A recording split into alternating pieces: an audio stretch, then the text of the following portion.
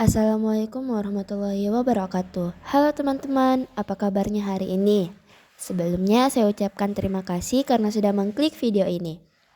Jadi pada kesempatan kali ini kita akan membahas materi mengenai fotosintesis pada tumbuhan cam. Oleh karena itu, mari simak video ini sampai akhir ya. Sebelum itu, pernah nggak sih teman-teman sekalian memikirkan bagaimana caranya tumbuhan bisa hidup di tempat yang panas dan kering, bahkan hampir tanpa air? Nah, ternyata tumbuhan itu punya cara unik untuk berfotosintesis loh, yaitu melalui sistem CAM. Saya rasa materi yang kita bahas kali ini sangat menarik. Jangan lupa nonton sampai akhir ya. Mungkin teman-teman sekalian bertanya-tanya, apa sih itu CAM atau apa itu tumbuhan CAM? Nah, jadi teman-teman, tumbuhan CAM adalah tumbuhan yang berfotosintesis dengan cara khusus untuk menghemat air, yaitu dengan membuka stomata pada malam hari dan menutupnya pada siang hari. Pada malam hari, karbon dioksida atau CO2 diambil dari udara dan disimpan dalam bentuk asam malat. Kemudian pada siang hari, CO2 tersebut digunakan dalam proses fotosintesis untuk menghasilkan glukosa tanpa harus membuka stomata. Adaptasi ini membuat tumbuhan cam mampu hidup bertahan di lingkungan yang kering dan panas, seperti di gurun. Dengan contoh tumbuhan antara lain kaktus, lidah buaya, dan nanas. Jadi daun dari kedua tanaman ini berbanding jauh, yang dimana pada daun biasa memiliki struktur daun yang tipis, sedangkan tanaman cam memiliki struktur daun yang tebal atau berdaging. Hal ini karena tumbuhan cam atau Crassulaceae acid metabolis adalah tumbuhan yang melakukan fotosintesis dengan cara khusus untuk menghemat air, terutama hidup di lingkungan kering, panas, dan minim air seperti gurun. Jadi tanaman ini memiliki keunikan utama di mana tumbuhan cam terletak pada waktu membuka stomata yang berbeda dengan tumbuhan lain, di mana pada siang hari suhu tinggi dapat menyebabkan banyak air menguap melalui stomata. Jika stomata terbuka di siang hari, tumbuhan akan kehilangan air dalam jumlah yang besar. Oleh karena itu, tumbuhan cam membuka stomata pada malam hari untuk mengurangi penguapan air. Nah, tumbuhan cam memiliki beberapa ciri. Di antara lain, yang pertama, stomata terbuka pada malam hari dan tertutup pada siang hari. Yang kedua, mengalami dua tahap fotosintesis terpisah waktu. Kemudian yang ketiga, mampu menyiapkan CO2 dalam bentuk asam malat. Yang keempat, daun biasanya tebal dan berdaging atau sukulen untuk menyimpan air. Dan yang kelima, hidup di lingkungan kering atau ekstrim. Jadi, fotosintesis pada tumbuhan cam pada siang hari terjadi dengan siklus Kelvin, di mana pada siang hari itu terjadi yang pertama, stomata tertutup untuk mencegah penguapan, kemudian asam malat dipecah menjadi CO2, yang dimana nantinya CO2 digunakan dalam siklus Kelvin, sehingga terjadi pembentukan glukosa sebagai hasil fotosintesis. Nah, jadi walaupun stomata tertutup, fotosintesis tetap berlangsung karena CO2 sudah disimpan sebelumnya.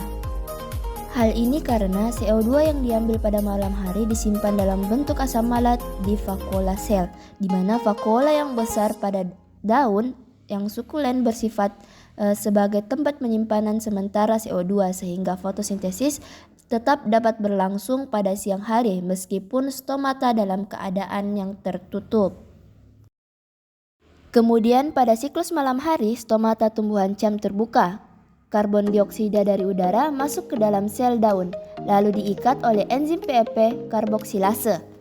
Nah, jadi enzim PEP karboksilase ini memiliki afinitas tinggi terhadap CO2 dan tidak dipengaruhi oleh oksigen, sehingga lebih efektif dibandingkan rubisco dalam kondisi panas dan kering. Jadi enzim ini memungkinkan tumbuhan cam mengikat CO2 secara efisien pada malam hari tanpa terjadi fotorespirasi.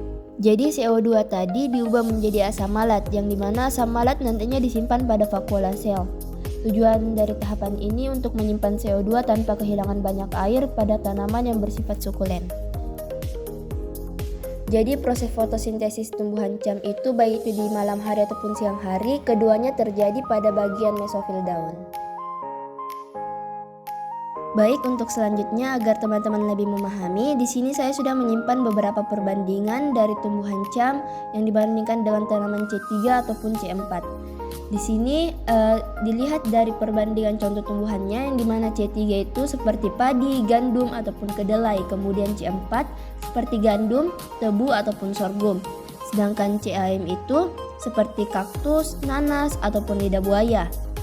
Kemudian terdapat perbandingan pada lingkungan hidup, di mana tumbuhan C3 itu membutuhkan tempat yang lembab dan suhu yang baik. Kemudian pada C4 itu dia dapat hidup di tempat panas, dan tumbuhan CAM itu dapat hidup di tempat kering dan panas. Adapun terjadi perbedaan pada waktu stomata terbuka. C3 itu terbuka pada siang hari, begitupun pada C4. Namun pada tumbuhan cam berbeda, yang dimana ia terjadi pada malam hari. Kemudian waktu pengambilan CO2 yang memiliki perbedaan, di mana tumbuhan C3 pada siang hari, begitupun dengan C4. Namun pada CAM itu terjadi pada malam hari. Kemudian ada pada enzim pengikat CO2, di mana C3 itu diikat oleh rubisco, kemudian C4 REP karboksilase, dan tumbuhan cam REP karboksilase juga.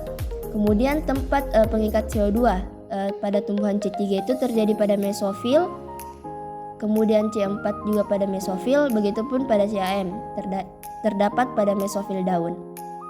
Kemudian pada efisiensi pengambilan air pada tumbuhan C3 itu cukup rendah. Kemudian C4 memiliki tingkat yang cukup sedang, dan tumbuhan CAM itu juga sangat sedang. Adapun tingkat kehilangan air pada tumbuhan C3 itu sangat tinggi, kemudian C4 itu stabil, dan tumbuhan CAM itu sangat rendah dalam kehilangan air. Jadi pada tanaman cam ini sendiri juga memiliki kelebihan dan kekurangan ya teman-teman. Adapun kelebihan dari tanaman cam ini terletak pada kemampuannya menghemat air dengan sangat baik, karena stomata hanya membuka pada malam hari, sehingga penguapan air dapat ditekan seminimal mungkin.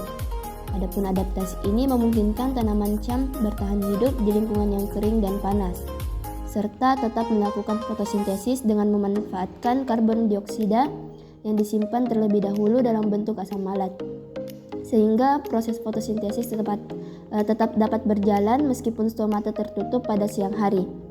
Adapun kekurangannya yakni pertumbuhannya yang relatif lambat dibandingkan dengan tanaman C3 dan C4, karena jumlah karbon dioksida yang dapat disimpan itu cukup terbatas. Selain itu, produksi glukosa juga tidak sebanyak tanaman lain, sehingga tanaman cam kurang optimal tumbuh di lingkungan yang lembab dan kondisi dengan ketersediaan air yang melimpah. Agar teman-teman lebih paham dan dapat membandingkannya sewaktu-waktu, jadi tanaman cam itu seperti kaktus, lidah buaya, dan nanas. Baik, tidak terasa kita sudah di penghujung video.